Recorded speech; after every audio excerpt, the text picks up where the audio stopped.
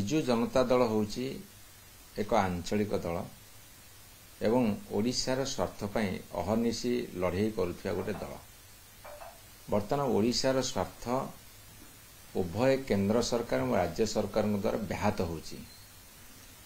ଯେତେବେଳେ ମାନ୍ୟବର ନବୀନ ପଟ୍ଟନାୟକ ମୁଖ୍ୟମନ୍ତ୍ରୀ ଥିଲେ, ବାରମ୍ବାର କୋଇଲା ରୟାଲଠୁ ଆରମ୍ଭ କରିକି ଖଣି ଶେଷ ପର୍ଯ୍ୟନ୍ତ ଏବଂ ବାରମ୍ବାର ଓଡ଼ିଶାର କେବିକେ ଡିଷ୍ଟ୍ରିକ୍ଟରୁ ଆରମ୍ଭ କରି ବ୍ୟାକୱାର୍ଡ ରିଜିଅନ୍ ଗ୍ରାଣ୍ଟ ଫଣ୍ଡଠୁ ଆରମ୍ଭ କରି ସବୁ କ୍ଷେତ୍ରରେ ଆମେ ଡିମାଣ୍ଡ ରଖି ଆସୁଛୁ ଯେ ଓଡ଼ିଶାକୁ ପର୍ଯ୍ୟାପ୍ତ ପରିମାଣରେ ସୁବିଧା ସୁଯୋଗ ଯୋଗାଇ ଦିଆଯାଉ କେନ୍ଦ୍ର ସରକାରଙ୍କ ଦ୍ୱାରା। ଦୁର୍ଯୋଗ ହେଉ କି ସୌଭାଗ୍ୟ ହେଉ, ବର୍ତ୍ତମାନ ଓଡ଼ିଶାରେ ଭାରତୀୟ ଜନତା ପାର୍ଟିର ସରକାର ହେଲା। ଆମେ ବିରୋଧୀ ଦଳରେ ଥିଲୁ, ଆମ କଥା ଶୁଣୁନଥିଲେ।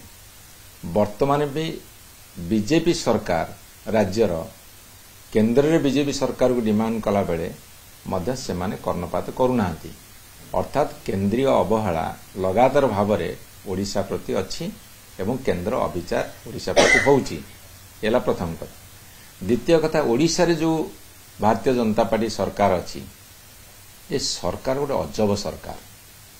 ପ୍ରତି କ୍ଷେତ୍ରରେ ବର୍ତ୍ତମାନ ସେମାନେ ଫେଲୁଅର ହେଇଛନ୍ତି, ବିଫଳତା।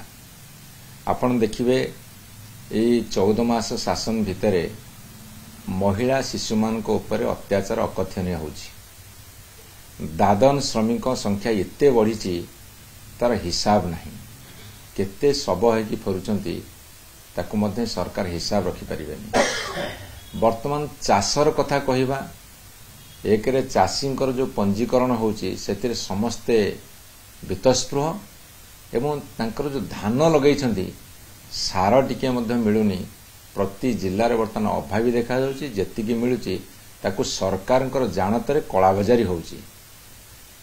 ଏବଂ ଆପଣ ଦେଖିବେ ଗୋଟେ ପାର୍ବଣ ଋତୁ ଆସେ, ଗଣେଶ ପୂଜା, ଦୁର୍ଗା ପୂଜା, କାଳୀ ପୂଜା, କାର୍ତ୍ତିକ ପୂଜା, ଗୋଟେ ପାର୍ବଣର ଋତୁ, କୁମାର ପୂର୍ଣ୍ଣମୀ ଅଛି।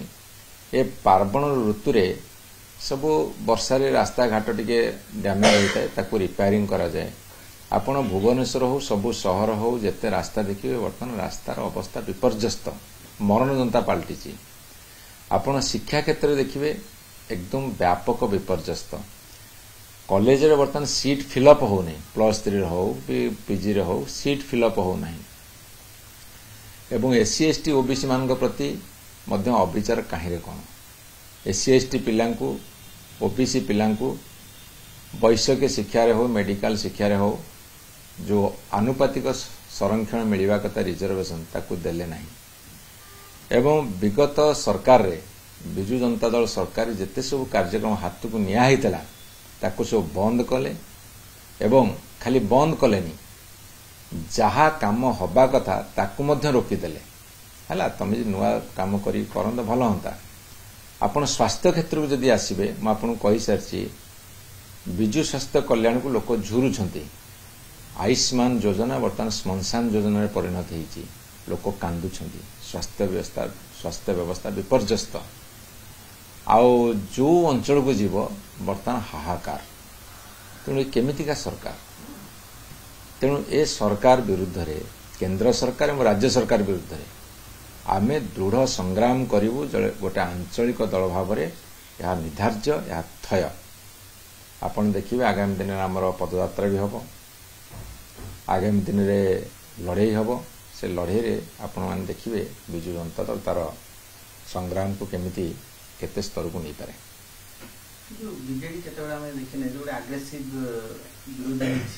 ଶୁଣନ୍ତୁ, 25 ବର୍ଷ ପରେ ଆମେ ପ୍ରଥମେ ବିରୋଧୀ ଦଳକୁ ଆସିଛୁ। ଆପଣ ଦେଖିବେ ଧୀରେ ଧୀରେ ଆପଣ ବିଧାନସଭାର ପରଫର୍ମାନ୍ସ ଦେଖିବେ, ବର୍ତ୍ତମାନ ଦଳର ପରଫର୍ମାନ୍ସ ଦେଖିବେ, ଧୀରେ ଧୀରେ ବିରୋଧୀ ଦଳ ଭୂମିକାରେ କେତେ ଶକ୍ତିଶାଳୀ ଭୂମିକା ନିଭେଇ ହେବ, ସେହି ଦିଗରେ ବିଜୁ ଜନତା ଦଳ ଅଗ୍ରସର ହେଉଛି। ସେ ନିଷ୍ପତ୍ତି ନେବାକୁ ଯାଉଛି, ଆପଣ ବ୍ୟସ୍ତ ହୁଅନ୍ତୁନି।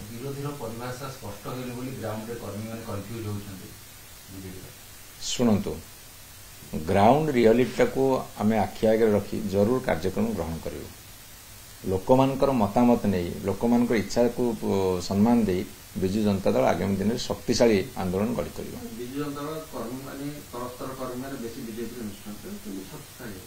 ନାଇଁ, ଆପଣ ପୁରା ସବୁ ଥାନା ଗୁଡ଼ାକ ବର୍ତ୍ତମାନ ବିଜେପି ପାର୍ଟି ଅଫିସ୍ ହେଇଯାଇଛି।